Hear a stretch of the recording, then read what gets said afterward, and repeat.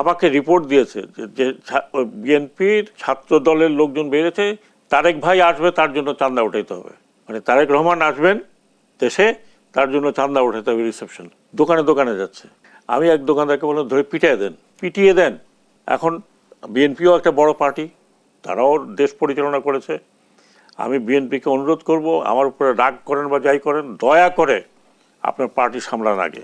আমরা এইমাত্র একটা পার্টিকে কোল্যাপস হতে দেখেছি। পার্টি সামলান, যারা যারা সিনিয়র নেতা আছেন খুব স্ট্রিক্ট অর্ডার দেন যে don't do what we have seen, করেন না। কারণ আপনি আপনার পার্টিকে সুসংহত করতে হবে।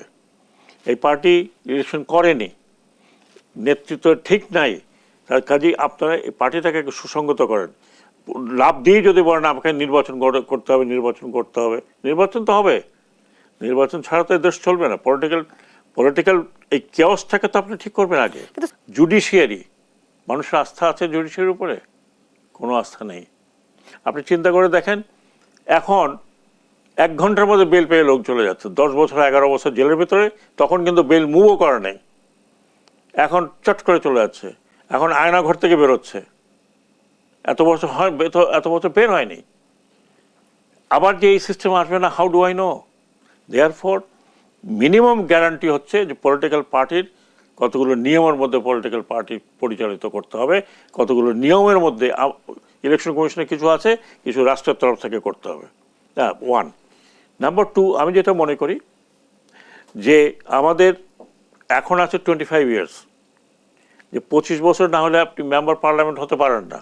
ভোট দিচ্ছেন আপনি 18 বছরে, আর 25 বছর হলে পরে তো আপনি মেম্বার পার্লামেন্ট। ওয়াই? আপনি এটা রিডিউস করেন, 20 বছরে আনেন।